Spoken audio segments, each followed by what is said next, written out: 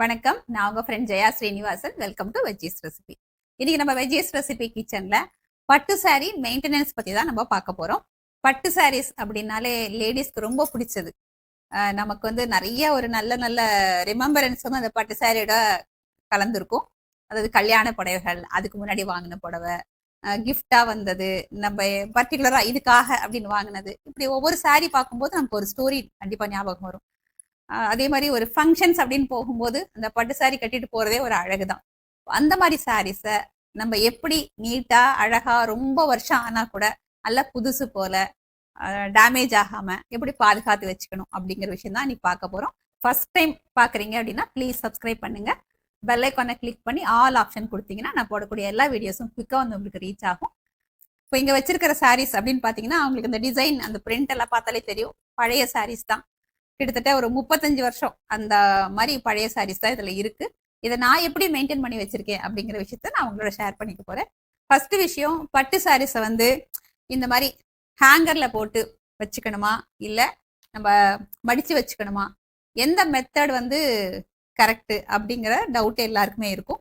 ரெண்டு மெத்தடுமே கரெக்ட் தான். ஆனா ரெண்டோட ப்ரொசீஜர் கொஞ்சம் கொஞ்சம் வேறையா இருக்கும்.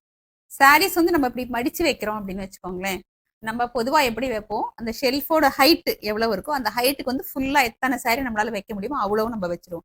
ஆக்சுவலா அந்த மாதிரி வைக்க கூடாது. மடிச்சு வைக்கிறது தப்பு கிடையாது. ஒரு சாரி மேல ஒரு சாரியா பாத்தீங்கன்னா மேக்சிமம் 5 சாரி வைக்கலாம். அதுக்கு மேல அதிகமா வைக்க கூடாது. அந்த மாதிரி வைக்கும் போது என்ன ஆகும், கீழே இருக்கும் பாத்தீங்களா, அந்த சாரீஸ்க்கு வந்து ஜாஸ்தி வெயிட் ஆயிடும் மேல மேல சாரி வைக்கும் போது. அப்போ அந்த கீழே இருக்கிற சாரீஸ் வந்து சீக்கிரம் டேமேஜ் ஆக ஆரம்பிக்கும். 5 சாரி வச்சுட்டு அடிக்கடி வந்து அதை மாத்திட்டு இருக்கணும். மேல இருக்கிறது நடுவுல, நடுவுல இருக்கிறது கீழே, கீழே இருக்கிறது மேல, அப்படி நம்ம கொஞ்சம் மாத்தி வச்சுக்கிட்டே இருக்கணும். அந்த மாதிரி நம்ம வச்சோம்னா நம்ம ஷெல்ஃப்ல மடிச்சு வச்சாலும் ஓகேவா தான் இருக்கும். ஒருவேளை சாரீஸ் வந்து இந்த மாதிரி நம்ம ஹேங் பண்ணி வைக்கிறோம் அப்படின்னா ஒவ்வொரு சாரிக்கும் பாருங்க கொஞ்சம் கொஞ்சம் இப்படி கேப் இருக்கணும். இப்படி கேப் இல்லாம சேர்ந்த மாதிரி நம்ம போட்டோம் அப்படின்னா நமக்கு இந்த குளிர்காலம், மழை காலம் எல்லாம் காத்துல ஒரு மாய்ச்சர் இருக்கும். அது பட்டு புடவை வந்து ரொம்ப அந்த நேரத்துல ஃபங்கஸ் வர்றது, டேமேஜ் ஆகிறது ஜாஸ்தியா இருக்கும். இப்படி காத்து போற மாதிரி இருந்ததுன்னு வச்சுக்கோங்களேன், அது கொஞ்சம் மாய்ச்சர் ஆனாலும் கூட ஆட்டோமேட்டிக்கா கொஞ்சம் ட்ரை ஆகவும் ஆரம்பிச்சிடும். சாரீஸ்ல ஸ்மெல் வராது, ஃபங்கஸ் வராது. சாரீஸ் வந்து நம்ம இந்த மாதிரி ஹேங்கர்ல மாட்டி வைக்கும்போது மெட்டல் ஹேங்கர் இல்லாம பாத்துக்கணும். அப்படி மெட்டல் ஹேங்கரா இருந்ததுன்னா இந்த மாதிரி பிளாஸ்டிக் கோட்டிங் இருக்கிற ஹேங்கர்ஸ் நம்ம யூஸ் பண்ணிக்கலாம். பாருங்க, இந்த மாதிரி கொஞ்சம் திக்கா இருந்தது ஹேங்கர் அப்படின்னா நமக்கு வந்து சாரி போடுறதுக்கு எடுக்கிறதுக்குலாம் ரொம்ப கம்ஃபர்டபுளா இருக்கும். கொஞ்சம் மெட்டல் ஹேங்கர் யூஸ் பண்றோம் அப்படின்னா கொஞ்ச நாள்ல ரஸ்ட் வரதுக்கு வாய்ப்பு இருக்கு. நம்ம அதை பார்த்துக்கிட்டே இருக்கணும். அதோட பெஸ்ட் பிளாஸ்டிக் ஹேங்கர். இல்ல உடன் ஹேங்கர் யூஸ் பண்றீங்க அப்படின்னாலும் பண்ணலாம். உடன் ஹேங்கர் நல்ல குவாலிட்டியா பார்த்து வாங்கிக்கணும். இல்லைன்னா சில சமயம் அந்த உட்டோட கரையே சாரியில வந்து பட்டுடும். அதனால மேக்சிமம் வந்து பிளாஸ்டிக் ஹேங்கர்ஸ் யூஸ் பண்ணுங்க, அது பெஸ்டா இருக்கும். சாரீஸை கபோர்ட்ல வைக்கும்போது அதுல ஒரு எந்த பூச்சி எல்லாம் வராம, அந்த ஃபங்கஸ் ஒரு ஃபவுல் ஸ்மெல் வரும் இல்லையா, அந்த மாதிரி ஸ்மெல் வராம வச்சுக்கணும் அப்படின்னா அந்த பழைய காலத்து மெத்தட், வேப்பலை இருக்கு இல்லையா, அது கொஞ்சம் நல்லா ட்ரை பண்ணணும். கண்டிப்பா நல்லா காஞ்சிடணும். காஞ்சதுக்கு அப்புறம் ஒரு துணியில மூட்டை மாதிரி கட்டி அந்த ஷெல்ஃப்லயே ஒரு ஓரத்துல வச்சிடலாம். அப்படி இல்லைன்னா கிராம்பு லேசா தட்டிட்டு அதையும் வந்து துணியில கட்டி வைக்கலாம். இல்லைன்னா அந்த ஓட்டையா போட்ட டப்பா ஏதாவது இருக்குன்னு வச்சுக்கோங்களேன், நம்ம பெப்பர் அதெல்லாம் போட்டுக்கோங்களேன், அந்த டப்பால போட்டு கூட நம்ம வைக்கலாம். இல்ல வசம்பு இருக்கு இல்லையா, அது வந்து நாட்டு மருந்து கடையில கிடைக்கும். இந்த வசம்பையும் வந்து அந்த மாதிரி போட்டு வச்சுக்கலாம். ஒரு நல்ல ஒரு வாசனை இருக்கும் கபோர்டு திறக்கும் போது. நமக்கு அந்த ஃபங்கஸ் உள்ள அந்த ஸ்மெல் வராது, இந்த பூச்சி வரவே வராது.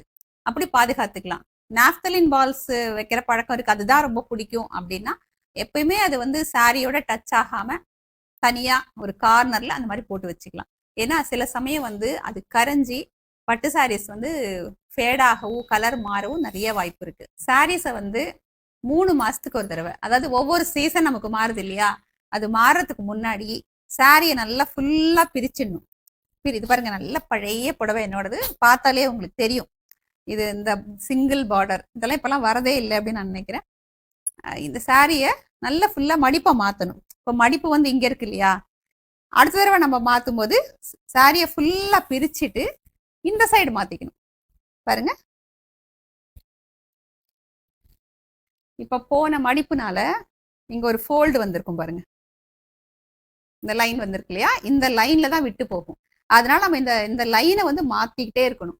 ஃபுல் சாரியை பிரிச்சுட்டு இந்த லைன் அப் இருக்கு பாருங்க, அதை மாத்தி நம்ம மடிச்சு வைக்கணும். அப்ப ஃபுல்லா பிரிச்சு மடிக்கல, இருந்தாலும் நீங்க ஃபுல்லா மடிச்சிட்டு இந்த ஃபோல்டு அத்தனையுமே மாத்தணும். பாருங்க, இது போன மடிப்பு இப்படி இருந்ததா, இந்த தடவை வந்துன்னா இந்த சைடு மாத்தணும்.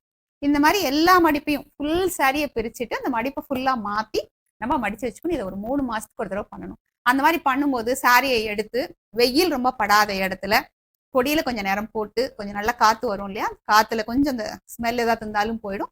அதுக்கப்புறம் மடிப்பை மாத்தி மாத்தி நம்ம வச்சுக்கணும். அந்த மாதிரி வைக்கும்போது இந்த ஜாயிண்ட்ல விட்டு போகுது பாருங்க, அந்த மாதிரி ப்ராப்ளம் வரவே வராது. இது கிட்டத்தட்ட ஒரு 40 வருஷம் ஆச்சு. இதுவும் அதே மாதிரி பழைய சாரி தான். இன்னும் கூட எங்கேயுமே கிழியவோ பண்ணவோ இல்லை, நல்லா மெயின்டைன் ஆயிட்டு இருக்கு. இப்பயும் வந்து நான் இதை கட்டிட்டு தான் இருக்கேன். சாரீஸ் வீட்டுல பாதுகாத்து வைக்கிறது எப்படின்னு பார்த்தோம். இப்போ ஒரு ஃபங்க்ஷன் இருக்கு, இந்த சாரி நம்ம கட்டிட்டு போறோம் அப்படிங்கும்போது நம்ம என்ன பண்ணணும் என்ன பண்ணக்கூடாது அப்படிங்கறத நம்ம பார்க்கலாம். சாரியில வந்து நம்ம பின் போடுவோம் இல்லையா, அது கொஞ்சம் பார்த்து நம்ம போடணும். அதாவது துரு இல்லாம இருக்கா, நல்லா ஷார்ப்பா இருக்கா அப்படின்னு செக் பண்ணிக்கணும். அதே மாதிரி சைஸ் பாத்தீங்க அப்படின்னா சின்ன பின்னு, இந்த மீடியம் சைஸு, பெருசு, நமக்கு எப்படி தேவை அப்படின்னு பார்த்து அது தகுந்த மாதிரி நம்ம அந்த பின் யூஸ் பண்ணணும். இப்போ ப்ளீட்ஸ் வைக்கிறோம் அப்படின்னா அந்த இடத்துல அந்த சின்ன பின் போட்டீங்க அப்படின்னா சில சமயம் என்ன ஆகும், போடும்போது போட்டுருவோம். அதுக்கப்புறம் என்ன ஆகும், இந்த துணி வந்து இந்த இதுலயோ மாட்டி நம்ம கழட்டும் போது வந்து கிழியறதுக்கு நிறைய வாய்ப்பு இருக்கு. நிறைய பேருக்கு இது நடக்கும். அப்படி இல்லாம கரெக்டான சைஸ் யூஸ் பண்ணீங்கன்னா அந்த மாதிரி கிழியாது. இன்னொரு ஐடியாவும் நான் சொல்றேன் பாருங்க. ஒரு எக்ஸாம்பிளுக்கு நீங்க இந்த பின் யூஸ் பண்றீங்க அப்படின்னு வச்சுக்கோங்களேன். உங்களுக்கு என்ன சைஸ் பின் தேவையோ அதை நீங்க யூஸ் பண்ணிக்கலாம். ஃபர்ஸ்ட் என்ன பண்ணணும்னா, சின்ன சின்ன பீட்ஸ் வருது பாத்தீங்களா, அதை வந்து ஒரு பீட் இதை சின்னதா போட்டுட்டு நம்ம சாரியில குத்திட்டு இதை க்ளோஸ் பண்ணுவோம் பாருங்களா, இந்த க்ளோஸ் பண்ணுவோம் இல்லையா, க்ளோஸ் பண்ணும்போதும் ஒரு சின்ன பீடு போட்டுட்டு நீங்க க்ளோஸ் பண்ணீங்கன்னு வச்சுக்கோங்களேன், இந்த இடத்துலயோ இல்ல இந்த இடத்துலயோ உங்களுக்கு நம்ம சாரி வந்து மாட்டவே மாட்டாது. அப்போ வந்து நமக்கு கிழியறதுக்கு வாய்ப்பே இருக்காது. இந்த மாதிரி நீங்க ஒரு ட்ரை பண்ணி பாருங்க. பர்ஃப்யூம் யூஸ் பண்றோம் அப்படின்னா கூட பட்டு சாரி மேல ஸ்ப்ரே பண்ணாதீங்க. ஏன்னா சில சமயம் வந்து ஃபேட் ஆகிறதுக்கு நிறைய வாய்ப்புகள் இருக்கு. ஒன்ஸ் நம்ம ஃபங்க்ஷன் அட்டென்ட் பண்ணிட்டு வந்துடுறோம் அப்படின்னா வந்த கையோட சாரி மாத்திடுவோம் இல்லையா, உடனே என்ன பண்றீங்கன்னா அப்படியே போடாம நல்லா வந்து 2ஆ மடிச்சியோ இல்ல சிங்கிளா போடும்னா சிங்கிளாவோ நல்லா காத்தாட உணர்த்திருங்க. ஃபேன் கீழே உணர்த்தினாலே போதும். இந்த வேர்வை ஏதாவது இருக்கு அப்படின்னா அது நல்லா ட்ரை ஆயிடும். அதுக்கப்புறம் முடிஞ்ச வரைக்கும் அன்னைக்கே இல்லைன்னா ஒரு 2 நாளுக்குள்ளேயே சாரியை ஃபுல்லா ஒரு தடவை செக் பண்ணிடுங்க. ஏன்னா ஏதாவது எண்ணெய் கரை பட்டிருக்கலாம். ஒரு எண்ணெய் கரை பட்டிருக்கு அப்படின்னா உடனே அதுல கொஞ்சம் டால்கம் பவுடர் போட்டு லேசா கொஞ்சம் நேரம் விட்டுட்டு ஒரு துணியால எடுத்து விட்டீங்க இல்ல பிரஷ்ஷால எடுத்தீங்கன்னா அந்த எண்ணெய் கரை போயிடும். இல்ல ஏதாவது நம்ம சாப்பிடும் போது சிந்தி இருக்கு, அது ஏதாவது கரை இருக்கு அப்படின்னாலும் ஜஸ்ட் ஒரு லிக்விட் ஒரு துணியில தொட்டுட்டு அந்த இடத்துல மட்டும் அப்படி தேய்ச்சி விட்டு தொடச்சிட்டீங்கன்னா அந்த கரை உடனே போயிடும். நம்ம அப்படி பண்ணாம அப்படியே எடுத்து வச்சுட்டு நம்ம நெக்ஸ்ட் டைம் கட்டும் போது பார்த்தோம் அப்படின்னா அந்த கரை வந்து ரொம்ப ஸ்ட்ராங் ஆயிட்டு அதுக்கப்புறம் அது போகாது இல்லையா. உடனே நம்ம அதை கிளீன் பண்ணிக்கலாம். பட்டு சாரிக்கு வந்து எப்பயுமே வந்து கண்டிப்பா ஃபால் நம்ம ஸ்டிச் பண்ணிக்கணும். ஏன்னா நம்ம பட்டு சாரி எப்படி கட்டுவோம், நல்லா அப்படி தழைய கட்டுவோம், அப்பதான் அழகா இருக்கும் இல்லையா. அப்ப என்ன ஆகும், நம்ம நடக்கும்போது பண்ணும்போது டஸ்டோ அழுக்கோ எல்லாமே வந்து இந்த கீழ் சைடு சாரியில படும். நம்ம ஃபால் இந்த மாதிரி தைச்சிருந்தோம் அப்படின்னா அழுக்கு கரை எதுவா இருந்தாலும் இந்த ஃபால்ல தான் இருக்கும், சாரியில படாது. நம்ம ஒரு ஃபால் தைக்கல அப்படின்னு வச்சுக்கோங்களேன், சாரியில தான் அந்த அழுக்கு டஸ்ட் எல்லாமே படும். அது வந்து நமக்கு போறது கஷ்டமாயிடும்.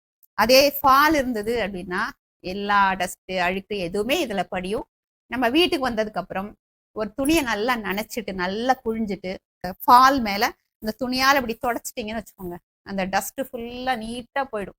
ஏதாவது கரை இருந்தாலும் போயிடும். அதுக்கப்புறம் கொஞ்சம் நேரம் அப்படியே காய போட்டுட்டு மடிச்சு வச்சிட்டீங்கன்னா அந்த சாரி எவ்வளோ நாளானாலும் கீழே பாருங்க, சாரி இதை நிறைய தடவை கட்டியிருக்கேன், இருந்தாலும் எங்கேயுமே கரை அப்படிங்கறது பார்க்கவே முடியாது, கிளீனா இருக்கும். இந்த மாதிரி நம்ம அதை மெயின்டைன் பண்ணி வச்சுக்கலாம். இந்த மாதிரி நம்ம கிளீன் பண்ணி வச்சிருக்கிற சாரியை நம்ம என்ன நினைப்போம், உடனே நம்ம இதை அயன் பண்ணி நம்ம வச்சுட்டோம் அப்படின்னா நினைச்ச போது எடுத்து உடனே கட்டிடலாம் அப்படின்னு நினைப்போம் இல்லையா. ஆனா அது செய்யக்கூடாது. நான் உங்களுக்கு காமிக்கிறேன் பாருங்க. இது வந்து இப்போ அயன் பண்ணி வச்சிருக்கிற சாரி. நீங்க இதை பாருங்களேன், இதோட ஃபோல்டிங் பாருங்க எப்படி இருக்கு அப்படின்னு. அயன் பண்ணாதது பாருங்க எப்படி இருக்குன்னு. இது வந்து லூஸா இருக்கும், இது வந்து அப்படி நல்லா ஸ்டிஃபா இருக்கு. இந்த மாதிரி இருந்ததுன்னா இதோட இது சீக்கிரம் டேமேஜ் ஆகும், இந்த ஃபோல்டிங்ல விட்டு போகும். எப்போ என்ன பண்ணணும், இது மாதிரிதான் சாரியை கட்டிட்டு நான் சொன்ன மாதிரி கிளீன் பண்ணி ஹேங்கர்ல வைக்கிறதோ இல்ல மடிச்சு வைக்கிறதோ பண்ணிக்கணும். நம்ம கட்டுறதுக்கு ஒரு வாரம் ஏதாவது ஒரு ஃபங்க்ஷன் பிளான் பண்ணுவோம் இல்லையா, அதுக்கு முன்னாடி நம்ம அயன் பண்ணிக்கிட்டா போதும். அப்போ வந்து இந்த மாதிரி இந்த ஃபோல்டிங்ஸ்ல வந்து நமக்கு டேமேஜ் ஆகாம இருக்கும். இந்த பட்டு புடவையை பார்த்தீங்க அப்படின்னா அடிக்கடி கட்டினீங்கன்னா அந்த சாரி ரொம்ப நல்லா மெயின்டைன் ஆகும். சாதாரண ஒரு வெள்ளிக்கிழமை கோயிலுக்கு போறோம் அப்படின்னா கூட கொஞ்சம் கட்டிட்டு காத்தோடமா போட்டு மடிச்சு வச்சு திரும்பி கட்டி அப்படி பண்ணோம்னு வச்சுக்கோங்களேன், அந்த சாரி அவ்வளவு சீக்கிரம் டேமேஜ் ஆகாது. எந்த சாரி ரொம்ப டேமேஜ் ஆகும்னா நம்ம ரொம்ப யூஸ் பண்ணாம அதை வந்து இப்படி மடிப்பு மாத்தாம அப்படியே வச்சிருக்கோம்னு வச்சுக்கோங்களேன், அந்த saree தான் ரொம்ப சீக்கிரம் நமக்கு டேமேஜ் ஆகும். சாரீஸை வந்து அடிக்கடி ட்ரை கிளீன் பண்ணவே பண்ணக்கூடாது. அந்த saree விக்கிறவங்களே என்ன சொல்றாங்க அப்படின்னா, ஒரு saree அதோட லைஃப்ல 2 தடவை தான் நம்ம ட்ரை கிளீன் பண்ணலாம். அதுக்கு மேல பண்ணக்கூடாதுன்னு சொல்றாங்க. அடிக்கடி ட்ரை கிளீன் பண்ணும்போது என்ன ஆகும் அப்படின்னா, இதோட நூல் இழை இருக்கு இல்லையா? அது வந்து வீக் ஆயிடும். வீக் ஆகும்போது ரொம்ப சீக்கிரம் டேமேஜ் ஆகும் அப்படின்னு சொல்லுவாங்க. அதே மாதிரி ரோலிங்க்கும் அடிக்கடி கொடுக்கக்கூடாது. ரோலிங் பண்ணும்போது அவங்க என்ன பண்ணுவாங்கன்னா, ஸ்டிஃபா இழுத்து கிளிப் போடுவாங்க. ஆணி மாதிரி அடிச்சு கிளிப் போட்டு மாட்டுவாங்க. டைட்டா வச்சு இப்படி சுத்துவாங்க பாருங்க. அப்ப saree வந்து கண்டிப்பா டேமேஜ் ஆகிறதுக்கு நிறைய வாய்ப்பு இருக்கும். அதோட பெஸ்ட் வந்து அயர்ன் பண்ணிக்கிறது. நம்மளால முடிஞ்சது அப்படின்னா நம்மளே பண்ணிக்கலாம். நம்ம பண்ணும்போது கொஞ்சம் கவனமா பண்ணுவோம். மேல ஒரு துணி போட்டு அந்த மாதிரிலாம் பண்ணுவோம். கடையில கொடுத்து பண்ண வைக்கிறோம் அப்படின்னா ஸ்ட்ரிக்டா இன்ஸ்ட்ரக்ஷன் கொடுக்கணும். டைரக்டா பண்ணிடாதீங்க, துணி போட்டு பண்ணுங்கன்னு. ஏன்னா அந்த ஜரிகை அதெல்லாம் இருக்கு இல்லையா? இது வந்து உங்களுக்கு டைரக்டா அயர்ன் பண்ணாங்கன்னா சீக்கிரம் கலர் மாறிடும். ஒரு மாதிரி டல் ஆயிடும். பழைய புடவை மாதிரி தெரிய ஆரம்பிச்சிடும். சாரீஸ் வந்து ரேப் பண்ணி வைக்கிற பழக்கம் நிறைய பேருக்கு இருக்கும்.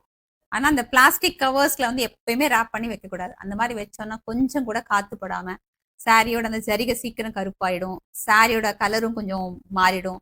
சீக்கிரம் டேமேஜ் ஆக ஆரம்பிச்சிடும். பட்டு சாரி அப்படின்னு இல்லை, எந்த ஒரு துணியா இருந்தாலும் நம்ம அந்த பிளாஸ்டிக் கவர்ஸ்ல வைக்கவே கூடாது. புதுசு வாங்கிட்டு வரோம்னா ஃபர்ஸ்ட் வேலையா அதுல ஏதாவது குண்டூசி எல்லாம் குத்தி இருக்குன்னா அதெல்லாம் எடுத்துட்டு அந்த பிளாஸ்டிக் கவர்ஸையும் எடுத்துட்டு நம்ம கப்போர்ட்ல அப்படியே வச்சாலே போதும். இல்ல நம்ம ஒரு காட்டன் துணியில சுத்தி கூட வச்சுக்கலாம். இப்ப நிறைய வந்து சாரி பேக்ஸ் நிறைய கிடைக்குது. அது கூட செக் பண்ணி பார்த்து வாங்கிக்கோங்க. அது காட்டனா இருக்கா அப்படிங்கிறத பாருங்க. அப்படி இல்லைன்னா பெஸ்ட் அப்படின்னு பார்த்தா நம்ம வீட்டில் இருக்கிற நம்மளோட பழைய காட்டன் நம்மளோட ஷாலா இருக்கலாம், இல்ல வேஷ்டியா இருக்கலாம், இல்ல பழைய காட்டன் புடவையா இருக்கலாம். அந்த மாதிரி உள்ளதுல ரேப் பண்ணி வேணாலும் வச்சுக்கலாம். இந்த 3 months ஒன்ஸ் இந்த ரொட்டீன் பண்றதுனால நான் எந்த காட்டன் துணியிலும் நான் ரேப் பண்ணி வைக்கிறது இல்ல. வேணா அப்படி கூட நம்ம வச்சுக்கலாம். அப்படி வைக்கும்போது டஸ்ட் எதுவும் கூட அக்யூமுலேட் ஆகாம நல்லா இருக்கும். ஈவன் மாய்ஸ்சர் ஏதாவது வந்தாலும் அந்த மேல நம்ம ரேப் பண்ணிருக்கிற அந்த காட்டன் கிளாத் வந்து மாய்ஸ்சரை வந்து அது இழுத்துக்கும்.